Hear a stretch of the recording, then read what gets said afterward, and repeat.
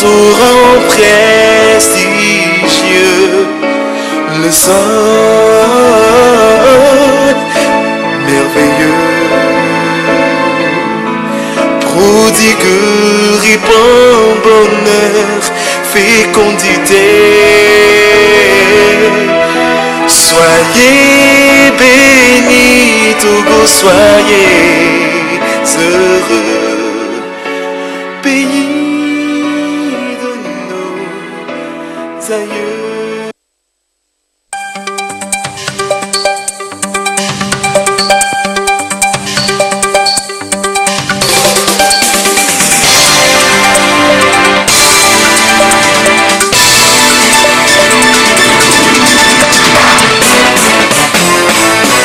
La TVT au cœur de l'information.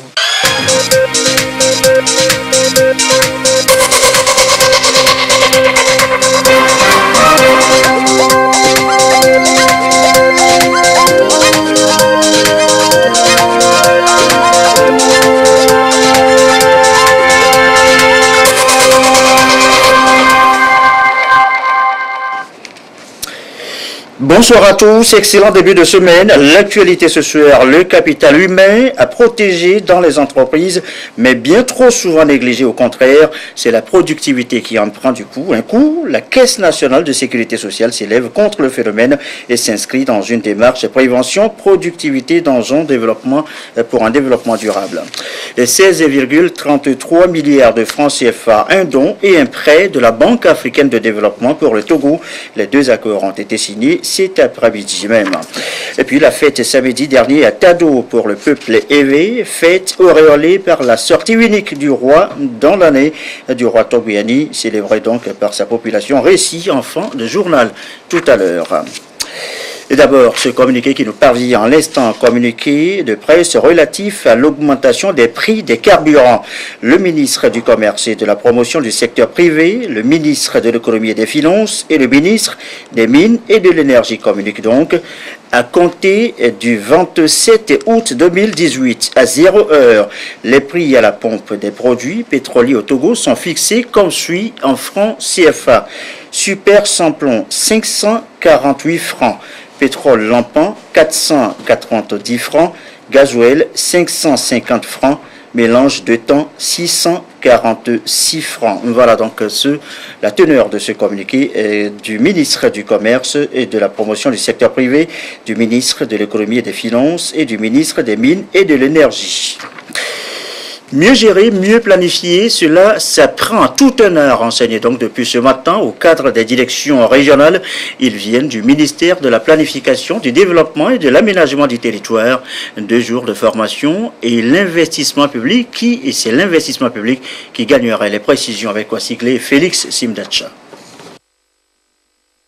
Selon une étude du FMI, Fonds monétaire international, le secteur des investissements publics au Togo a enregistré des avancées significatives en raison de l'amélioration du niveau des recettes de l'État et de la réduction de sa dette publique extérieure. Des avancées qui ont permis au pays de relancer sa croissance économique. Des informations à partager avec les cadres des directions régionales de la planification, du développement et de l'aménagement du territoire afin de les situer sur les exigences en matière de programmation et de budgétisation des projets d'investissement au niveau régional. Le séminaire vise à doter les participants des connaissances nécessaires pour pouvoir budgétiser convenablement les projets d'investissement public issus des régions. Parce que nous sommes partis du constat suivant lequel la destination de l'investissement, ce sont les territoires, ce sont les régions. Et donc il faudrait que les cadres en charge de la planification des investissements et de la budgétisation soient suffisamment outillés afin de faire une budgétisation fiable qui puisse permettre une programmation adéquate des investissements publics, laquelle est la condition nécessaire pour que les investissements aient l'impact escompté et pour que la réduction de la pauvreté puisse aller de l'avant dans le pays. La présente session de renforcement des capacités prévue pour 2 jours est à l'actif du Centre autonome d'études de renforcement des capacités pour le développement au Togo et plusieurs thèmes vont être abordés pour assurer une cohérence entre les programmes régionaux d'investissement public, les budgets programmes des différents ministères et institutions, le cadre budgétaire à moyen terme et la tranche annuelle du budget de l'État.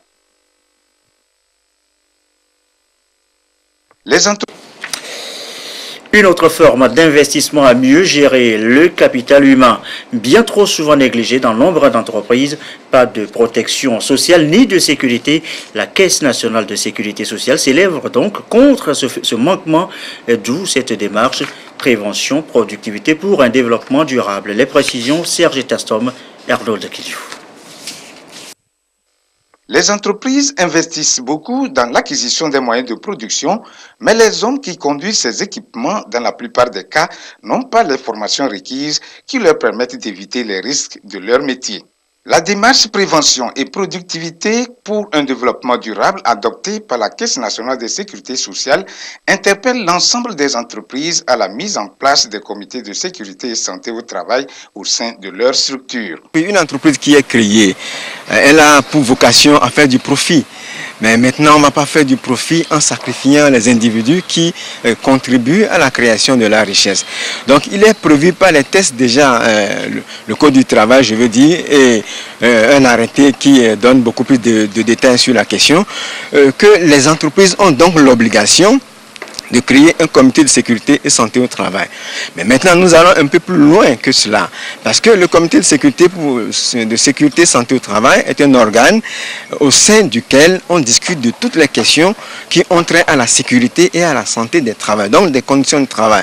Or, vous savez qu'un employé qui est dans de bonnes conditions de travail, il est très productif, et il offre donc ses prestations dans ces conditions, et ça va dans l'intérêt de l'entreprise, parce que le travailleur qui est bien portant, il vient, il produit, et c'est dans l'intérêt de l'entreprise. Ça fait augmenter la production et ça permet également à l'entreprise de gagner. Non seulement ça, les produits sont de qualité et ça participe à la santé de la population.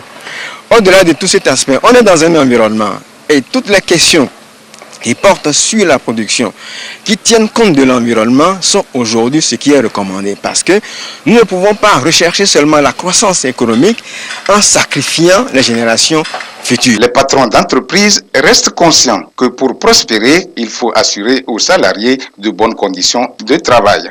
Nous dirigeons des entreprises qui ont pour rôle de travailler et de faire des chiffres d'affaires. Et donc, c'est quand l'environnement de travail n'est pas propice, quand l'environnement de travail n'est pas sain, ce qui est clair, c'est qu'on n'aura pas de bons résultats.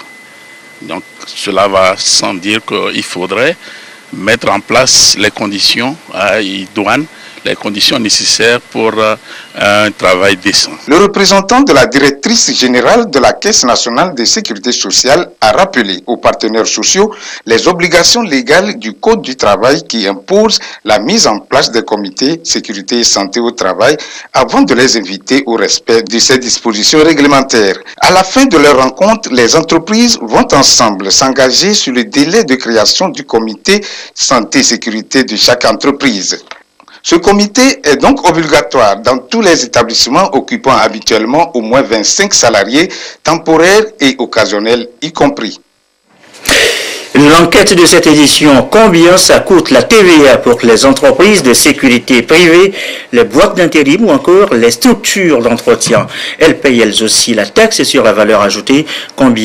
Comment ça se calcule donc pour éviter par exemple un redressement fiscal en cas d'erreur assimilable à la fraude. Et c'est ce que nous allons découvrir, savoir dans le sujet à suivre, et c'est avec Luc Assis.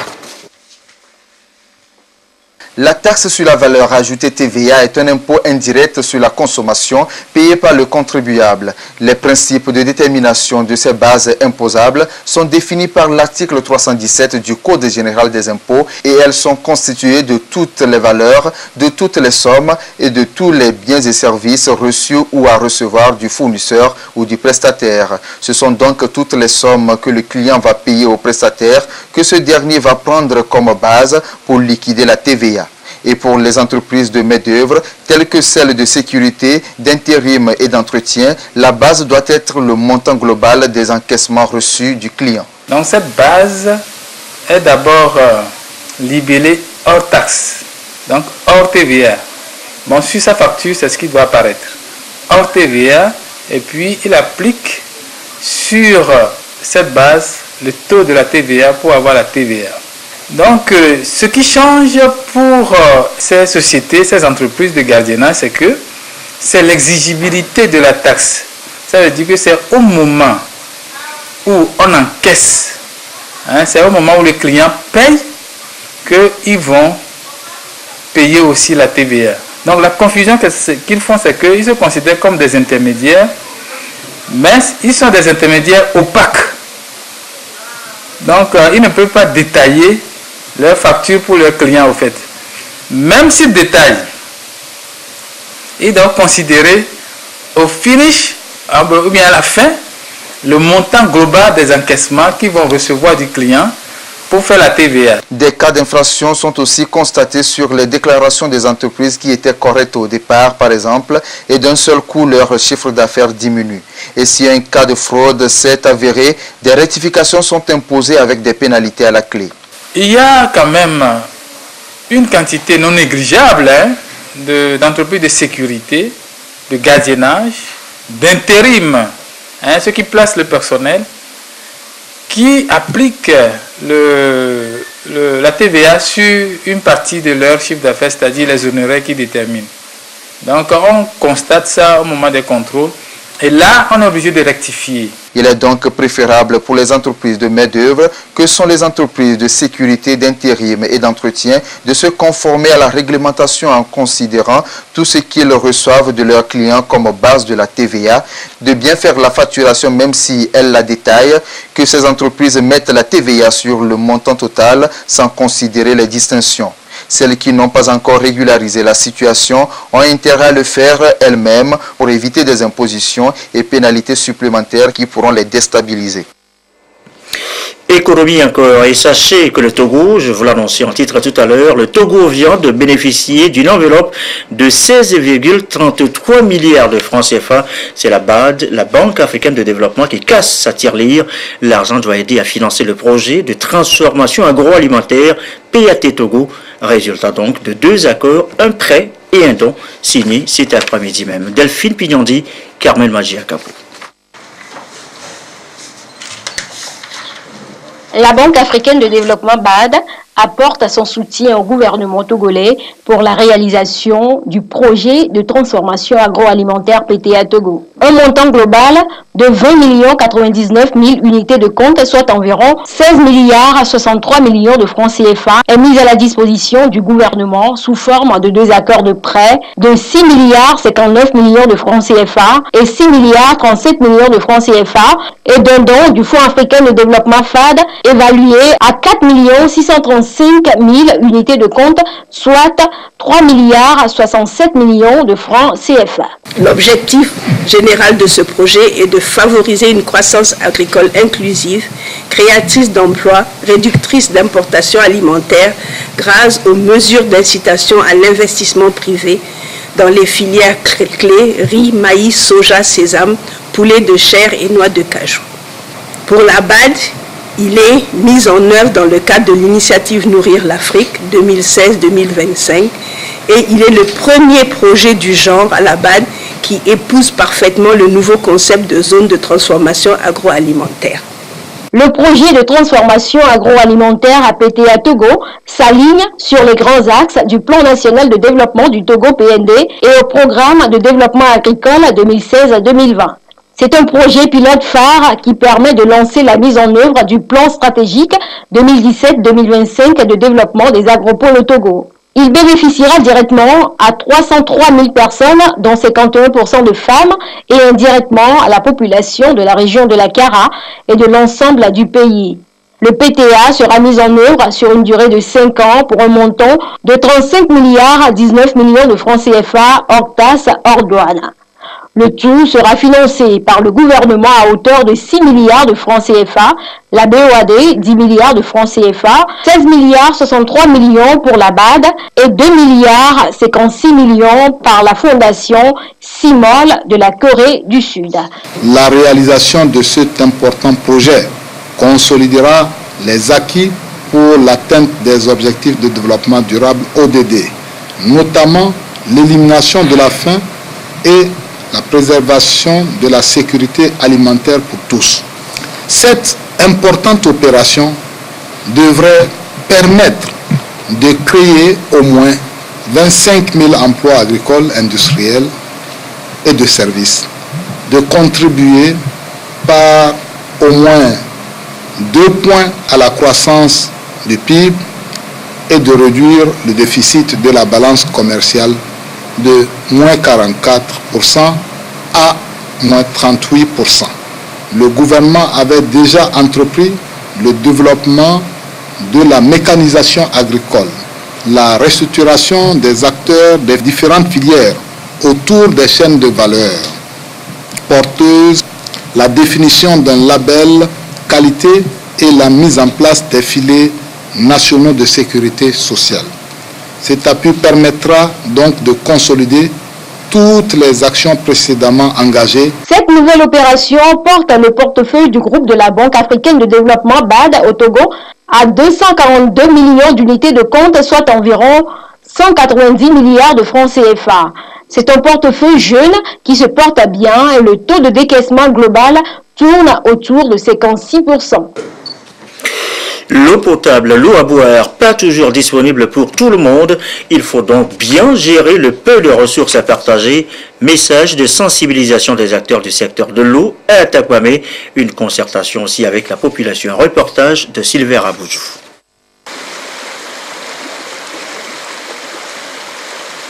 Le Togo a engagé depuis quelques années des réformes visant la modernisation du secteur de l'eau pour assurer un meilleur approvisionnement en eau potable permettant à chaque individu de boire à sa soif. La réforme est axée sur le respect de la politique de l'eau, un instrument juridique au cœur de cette rencontre de concertation des acteurs impliqués, notamment producteurs, commerçants et consommateurs. Une rencontre initiée par le ministère en charge de l'hydraulique pour faire connaître le contenu du document en vue d'une meilleure gestion de l'eau dans son ensemble, assurer la compétitivité du secteur, mais aussi les amener à œuvrer pour favoriser la disponibilité en eau à tous. Il faudrait que ça se répète.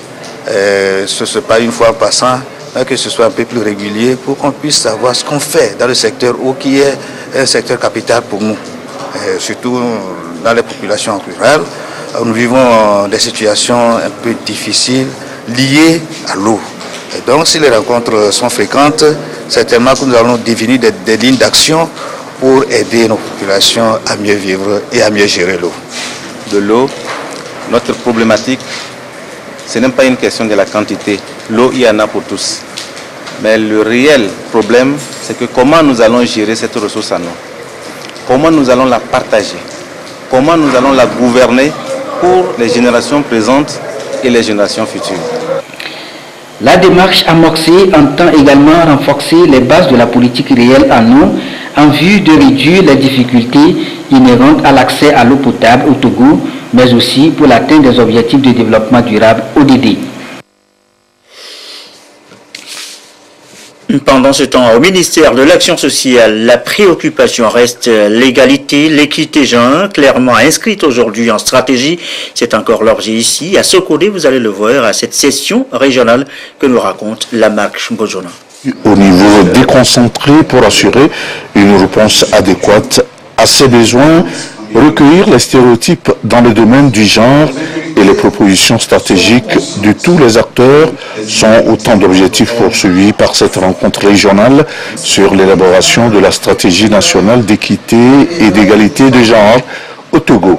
Il s'agit plus particulièrement des consultations régionales pour conduire une analyse de la problématique du genre au niveau de la région centrale dans le but d'élaborer la nouvelle stratégie nationale 2019-2028 de l'égalité et d'équité genre et son plan d'action 2019-2023. Nous faisons des consultations dans toutes les régions du Togo.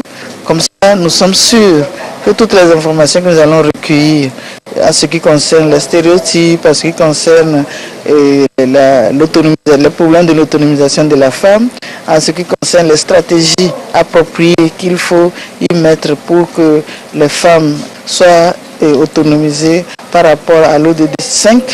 Et nous soyons sûrs que nous avons ces informations-là à partir de la base. La rencontre censée trouver des solutions aux problèmes des femmes et des filles a été appréciée par les acteurs. Cette consultation va nous permettre de nous exprimer, de présenter nos besoins et en même temps chercher des stratégies pour pouvoir bannir tout ce qui nous donne des arrêts pour le développement de la femme. Notre population est composée majoritairement des femmes et donc si la femme est lésée, l'homme en pâtit et donc réfléchir sur comment régler les problèmes de pauvreté, d'autonomisation de la femme est une réalité et nous saluons cette initiative. Le secrétaire général du ministère de l'Action sociale, de la promotion de la femme et de l'alphabétisation représentant son ministre a relevé que pour l'élaboration de ce document, le gouvernement a opté pour une approche inclusive et participative qui consiste à consulter les différents acteurs pour assurer une adéquation entre leurs besoins prioritaires et les nouvelles orientations stratégiques à proposer. Il est 20h20. La suite à l'étranger. Investiture ce lundi à Harare du président élu zimbabwéen Emmerson Mnangagwa a donc prêté serment et prend officiellement fonction en toute légitimité, cérémonie à laquelle son prédécesseur Robert Mugabe, l'ex-président zimbabwéen, n'a pas assisté. Il est dit malade et s'est fait représenter par sa fille. Politique encore chez nous à présent, avec UNIR, le parti présidentiel toujours en tournée, une période de pré-campagne bien active, faite de sensibilisation ici et de rencontres là, comme celle ici à Tapamé du Bureau national et des comités de base, le compte rendu de Sylvain Rapoutou.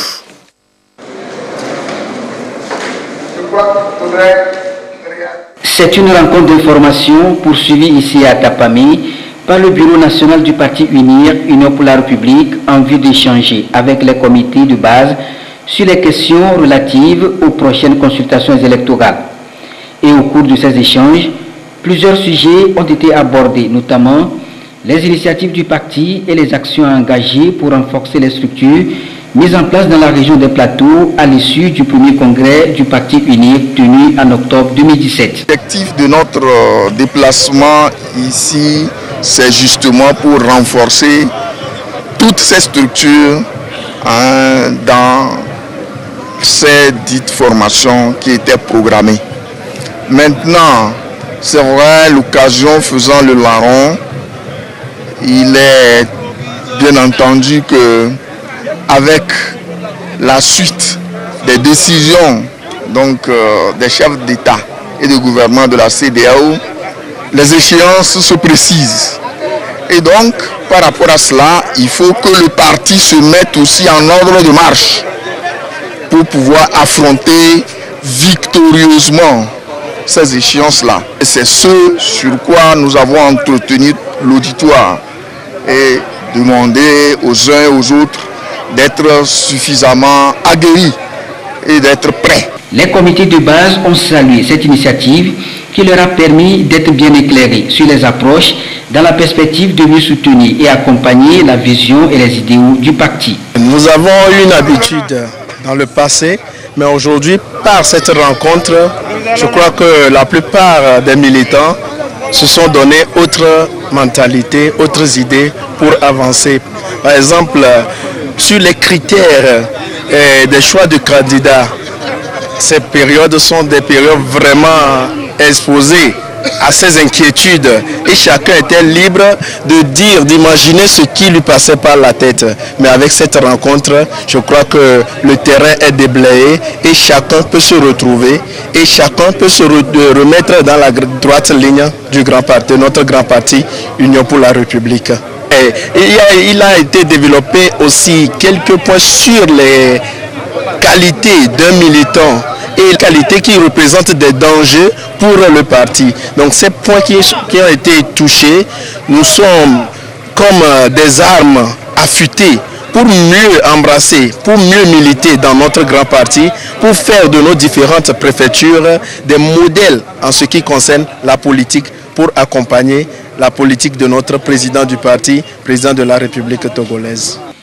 C'est aussi un appel pour inviter les uns et les autres à cultiver et à promouvoir davantage les valeurs de paix et de cohésion sociale prônées par le chef de l'État, Faure Sozimna Gnassingbé, pour faire du Togo un pays fort, uni et prospère en vue d'un mieux vivre ensemble entre les peuples.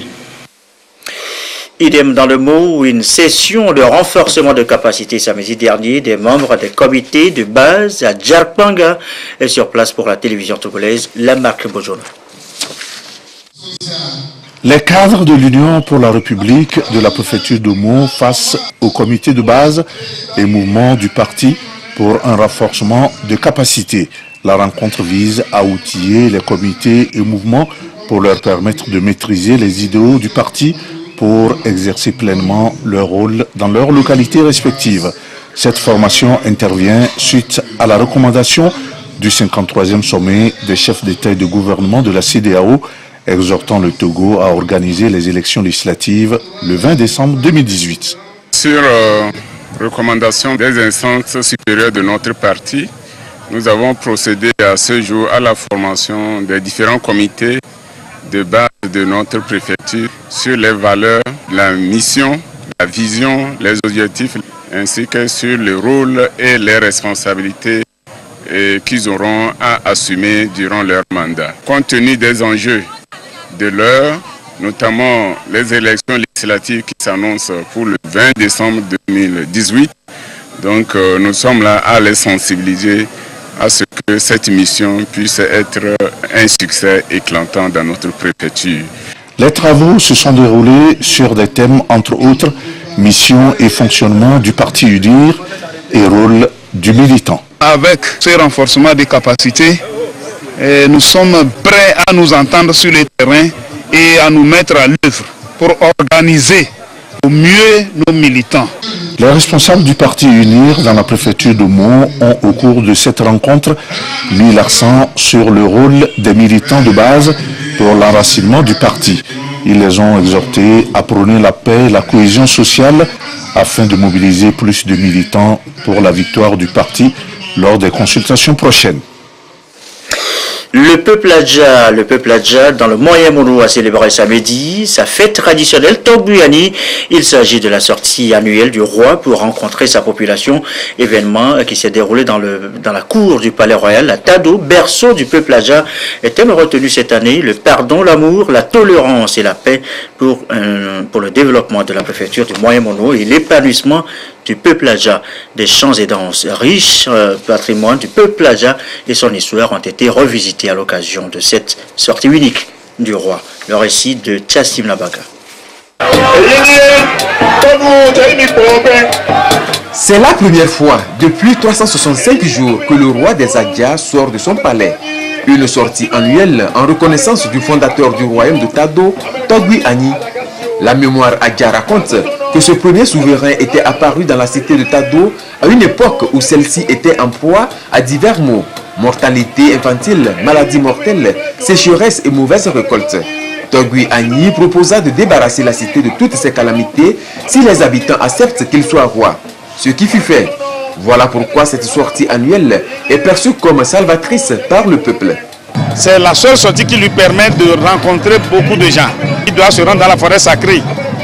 C'est là où il a fait sa prière aux ancêtres pour demander la bénédiction, la purification du peuple contre tous les maux. Donc il ne fait que suivre les traces de Togbuyani. Il n'est pas un roi comme tous les autres rois. Le roi, c'est quelqu'un qui est vénéré. Il ne doit pas être quand même exposé à tout moment à sa population, au risque de perdre certaines forces dont il est responsable. Démonstration de maîtrise des éléments de la nature avec cette fine pluie, en signe de bénédiction de cette rencontre solennelle entre le roi et son peuple. Une ondée bienfaisante qui contenait aussi l'essentiel du message du roi au peuple Adja ainsi qu'à l'ensemble du peuple togolais. Message décrypté ici à l'aide d'une jarre trouée que le roi a remis pour la circonstance à son peuple. Ce symbole qui est représenté par une jarre trouée et autour de laquelle le roi nous invite tous les fils et filles Adja de mettre nos doigts pour que cette jarre puisse contenir de l'eau. Peut-être que le roi a voulu qu'il pleuve pour que nous puissions pratiquer ce symbole. Il faut que nous soyons tous unis autour de cette jarre. C'est en fait le thème de la fête de cette année. Le thème, c'est le pardon mutuel, c'est la solidarité, c'est la construction de la cohésion. Adjavio, Misope, Adjavio, Misope, Gongo.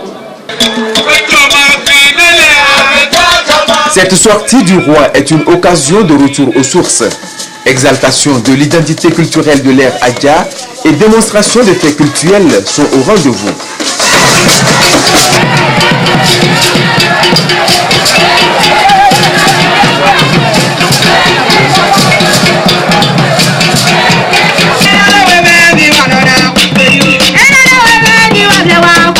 Étaient également au rendez-vous les Adjas de la diaspora et principalement du Bénin.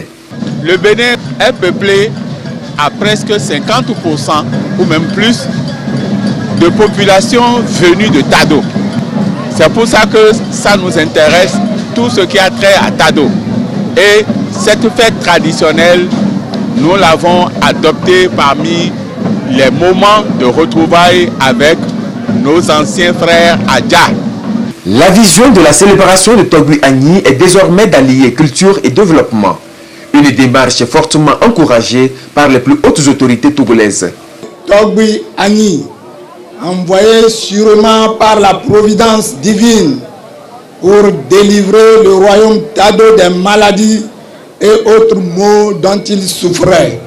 Ce acte nous montre la voie à suivre, celle de l'amour du prochain, du sens du dévouement et de la protection de la communauté.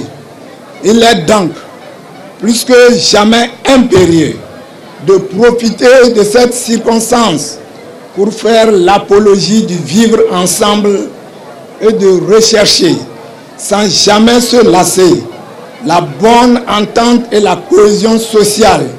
Il ne saurait en être autrement, car c'est un devoir citoyen. C'est la vision de son Excellence, M. Faure Eswazimna Gnassingbé, président de la République, celle de faire de la culture le socle sur lequel doit être érigé l'édifice d'un développement partagé, harmonieux et durable de notre pays. Aussitôt sorti, le roi retourne déjà dans son palais. Avant de se soustraire à la vue de tous, il devrait encore se rendre dans la forêt sacrée pour implorer les mains des ancêtres pour le bien-être de sa communauté et la protection de son royaume contre les aléas de la nature. Et voilà la fête en pays Adja qui met fin à cette édition. Merci à vous qui nous suivez ce soir et particulièrement à Tado et partout dans le Moyen-Mono. Et comme d'habitude, toujours fidèlement, belle soirée.